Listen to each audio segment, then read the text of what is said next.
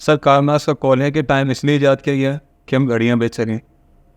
और एकदम मुझे आपको याद है आपने बात की थी, टाइम होता है एक एहसास होता है टाइम। अगर टाइम एहसास होता है तो हमें घड़ी की क्यों जरूरत होता है, घड़ी को क्यों हम इस्तेमाल करते हैं? देखिए, कार्ल मार्क्स को तो गुस्से में ज़्यादा भूल गए वो, लेकिन घड़ी की ज़रूरत इसलिए है कि हाँ, आपका एहसास और मेरा एहसास एक जैसा नहीं है। अब हमें इस चीज़ को स्टैंडर्डाइज़ करना है। मैंने बोला कि जी मैं उस वक्त मिलूँगा जब शाम का वक्त हो। अब मेरा एहसास शाम का जो वो 4 बजे से शुरू हो जाता है आज के, आपका एहसास 6 बजे से शुरू होता है। तो अब आप 6 बजे पहुँचेंगे, मैं 4 बजे पहुँचाऊँ, मसला खड़ा हो गया। इसलिए हमने घड़ी ईजाद की ताकि हम एक स्टैंडर्डाइज टाइम पूरी दुनिया में फॉलो कर सकें। यहाँ तक तो बात समझ में आ गई। अब जो मैंने कहा कि टाइम एक एहसास है, वक्त एक एहसास है, तो एहसास के भी 2 दर्जात हैं। एक तो ज़ाहिरी एहसास है कि आपको भी नज़र आ रहा है रात हो रही है, मुझे भी नज़र आ रहा है रात हो रही है, आपको भी नज़र आ रहा है दिन हो रहा है, मुझे भी नज़र आ रहा है दिन हो रहा है। तो एक तो ये ज़ाहिरी एहसास है। एक इसका ज़ाती एहसास होता है वक्त का, जो इंसान एज एन इंडिविजुअल फील कर रहा होता है वक्त के गुजरने को। इसको कहते हैं time is a perception. Time एक एहसास का नाम है, वक्त है। अब उसके 4 दर्जात होते हैं वक्त को एहसास करने के, जिसको मैं दर्जा बदर्जा इस तरह कहता हूँ कि एक वक्त के अंदर होना यानी कि बीइंग इन टाइम, एक वक्त से बेनियाज होना यानी कि बीइंग इररेलेवेंट टू टाइम, एक होता है वक्त से बाहर होना, being out of the time, और एक दर्जा होता है कि वक्त से आज़ाद हो जाना यानी कि नथिंगनेस में चले जाना, नो टाइम जोन में चले जाना। अब मैं एक एक करके आपको एग्जाम्पल के साथ समझा देता हूँ। बीइंग इन टाइम तो हर इंसान एक्सपीरियंस करता है, आप भी करते हैं, मैं भी करता हूँ, हर इंसान करता है। हम इस वक्त में मौजूद है, मेरे 5 सेंसेस इंटैक्ट है, मैं हर चीज़ वैसे ही महसूस कर रहा हूँ जैसे आप कर रहे हैं। आपके हाथ में कप है, हम यहाँ बैठे हुए हैं, ये मेरे हाथ में घड़ी है, हर चीज़ मैं महसूस कर रहा हूँ, आप भी महसूस कर रहे हैं। ये हम वक्त के अंदर मौजूद, और वक्त के अंदर इस मादी दुनिया को फील कर रहे हैं और इक्वली रियलाइज़ कर रहे हैं, जैसे आप कर रहे हैं वैसे मैं कर रहा हूँ। अच्छा, लेकिन हम ये जो टाइम को महसूस कर रहे हैं ये भी दूसरी चीज़ों को ही देख के कर रहे हैं ना। अगर फर्स्ट करें एक बंदे को एक कमरे में बंद कर दिया जाए जहाँ लाइट एक जल रही है, इंडेफिनिट बिल्कुल ब्लैंक रूम है, तो उसको टाइम का एहसास कैसे होगा फिर? नहीं होगा। वहाँ पे तो घड़ी की ज़रूरत है, वहाँ पे स्टैंडर्डाइजेशन ऑफ टाइम की ज़रूरत है, और ये मादी टाइम है जिसका आप जिक्र कर रहे हैं, यानी कि बीइंग इन टाइम, वक्त के अंदर होने का एहसास है। और ये इसके लिए हमें दूसरी मादी चीज़ों की ज़रूरत है, जैसे मैंने कहा घड़ी की ज़रूरत है हमें, और मुझे रेफरेंस पॉइंट की ज़रूरत है। मैं यहाँ बैठा हुआ हूँ किसी के साथ, आपके साथ, तो ये मैं जब भी बोल सकता हूँ जब आप सामने मौजूद हैं। अगर आप सामने मौजूद ना हो तो मैं नहीं कह सकता मैं यहाँ किसी के साथ बैठा हूँ, मुझे एहसास नहीं होगा। फिर यहाँ आज मैं इतने बजे बैठा हूँ, 3 बज रहे हैं, 4 बज रहे हैं, तो इसके लिए हमें मैटर की ज़रूरत होती है इन टाइम रहने के लिए। और जो साइंटिफिक सारी डिस्कशन है वो बीइंग इन टाइम होने की, यानी कि मादी टाइम की सारी डिस्कशन है, और मादी टाइम के एहसास होने की सारी डिबेट है जो जो साइंस कर रही है। हम थोड़ा सा स्पिरिचुअलिटी को और फिलॉसफी को पढ़ें तो हमें और भी दर्जात पता चलते हैं टाइम के। जैसे मैंने कहा, दूसरा दर्जा होता है टाइम का बीइंग इररेलेवेंट टू टाइम, यानी कि वक्त से बेनियाज हो जाना। और ये भी आम इंसान, तमाम इंसान जो दुनिया में बसते हैं, कभी ना कभी इस कैफियत को एक्सपीरियंस करते हैं, और अक्सर व बेशतर करते हैं। मिसाल के तौर पे मैं और आप यहाँ बैठे हुए गुफ्तगू कर रहे हैं, और अपने इतने मगन हो गए हमें इस गुफ्तगू के अंदर, हमें पता नहीं चला कितना टाइम गुजर गया। हम 3 बजे बैठे थे, और जब हमने गुफ्तगू ख़त्म की, हमने घड़ी की तरफ देखा तो हमें लगा कि तो 5 बज के 2 घंटे गुजर गए। तो आपने कहा कि भाई सर, मैं तो आज इतनी डिस्कशन करते करते मुझे पता भी नहीं चला कि 2 घंटे कैसे गुजर गए। तो इस 2 घंटे आप वक्त से बेनियाज थे, you were irrelevant to time. आपकी फिजिकल बॉडी तो वक्त के अंदर थी, लेकिन आपकी परसेप्शन जो थी, आपका एहसास जो था, वो बेनियाज हो चुका था वक्त से। इसको कहते हैं बीइंग इररेलेवेंट टू टाइम। और इस दौरान जो दूसरे लोग हैं उनके हिसाब से टाइम लॉ, उनका टाइम अपना चल रहा है, उनका एहसास अपनी जगह चल रहा है, वो देख रहे हैं बार बार घड़ी को, उनको लग रहा है कि 3 से 5 बजे, उनको ये एहसास होकर गुजर रहा है। आपको एहसास नहीं हुआ 3 से 5 कब बज गए, तो आप वक्त से 2 घंटे के लिए बेनियाज हो गए, इररेलेवेंट हो गए टाइम से। इसी तरह आप किसी पसंदीदा शख्सियत के साथ बैठे हुए, टाइम तेज़ी से गुजर रहा है। आप किसी बोर जगह पे बैठे हुए, आपको लगता है यार 5 मिनट भी मुश्किल है, इंतजार के अंदर कहते हैं घड़ियाँ काटना मुश्किल होती हैं। क्यों? आप बार बार देख रहे होते हो, वेट कर रहे होते हो, एक एक लम्हे को फील कर रहे होते हो कि कब गुजरेगा जल्दी से। इस एस्पेक्ट पे थोड़ा आइंस्टाइन ने भी टच किया था। जी, आइंस्टाइन ने जो थ्योरी ऑफ रिलेटिविटी दी है सारी, वो यही 2 स्टेट्स बयान करने के लिए दिए, और यही साइंटिफिक सारा साइंटिफिक इन्वेंशन जो है इन्हीं 2 स्टेट ऑफ टाइम या परसेप्शन ऑफ टाइम के ऊपर बेस करती है। फिर इससे आगे वाली कौन? अब हम आगे चलते हैं।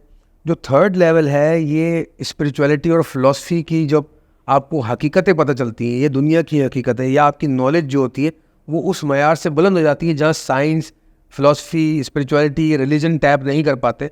यहाँ पे आपको ये थर्ड और फोर्थ लेवल अनलॉक होते हैं, और कहते हैं हिस्ट्री में जो सेंट्स थे, प्रॉफिट्स थे, जो ग्रेट्स थे, उनको ये लेवल्स अनलॉक हुए हुए थे, उनको फील होते थे।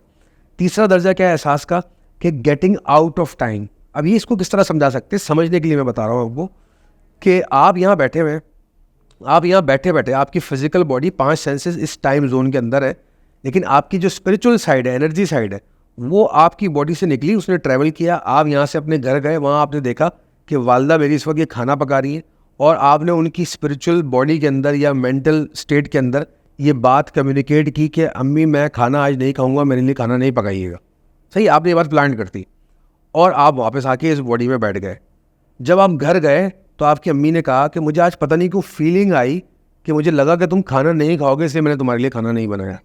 अब ये आपने क्या किया, आपने इस फिजिकल बॉडी में रहते हुए get out of the time गए, आपकी perception out of the time गई, आपने अपनी वालदा की परसेप्शन में प्लांटेशन की, कम्युनिकेट किया, और वापस इस फिजिकल बॉडी में आके बैठ गए। इसको कहते हैं गेटिंग आउट ऑफ टाइम। अच्छा, इसमें आपने कहा कि मैं आउट ऑफ टाइम चले गए, लेकिन वो मैं जो स्पेस से भी तो ट्रैवल कर रहा हूँ उसमें। बिल्कुल।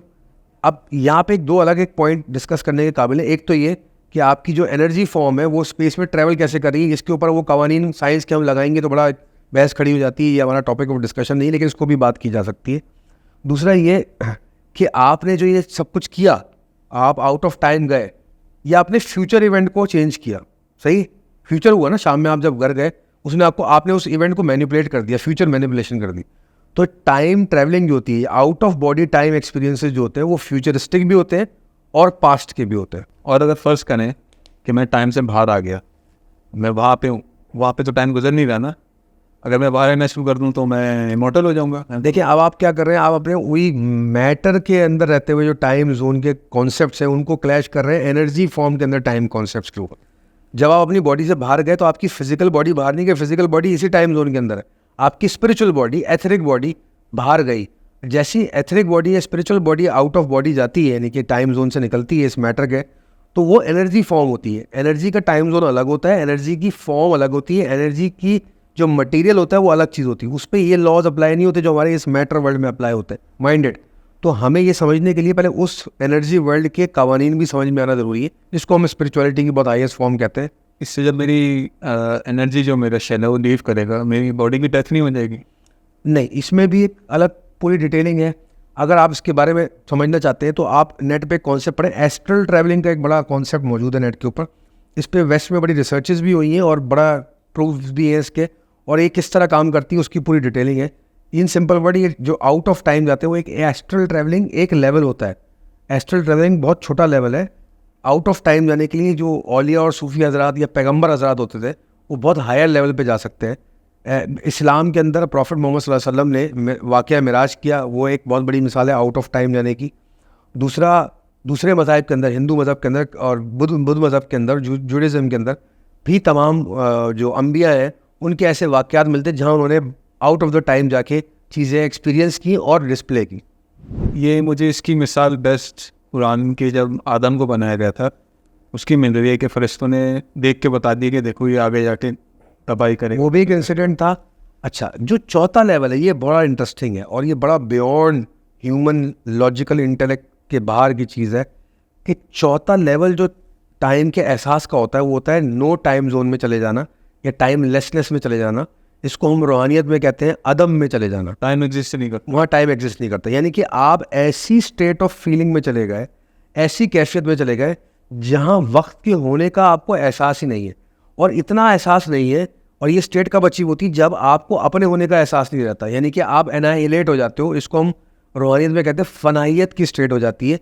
साइंटिफिकली कहते हैं आप अपना 5 सेंसेस और अपना लॉजिकल माइंड बिल्कुल शट डाउन कर लिया आपने, और ऐसी फीलिंग आपको, टेम्पोरल फीलिंग आपको रोज़ आती है जब आप स्टेट ऑफ स्लीप में होते हो।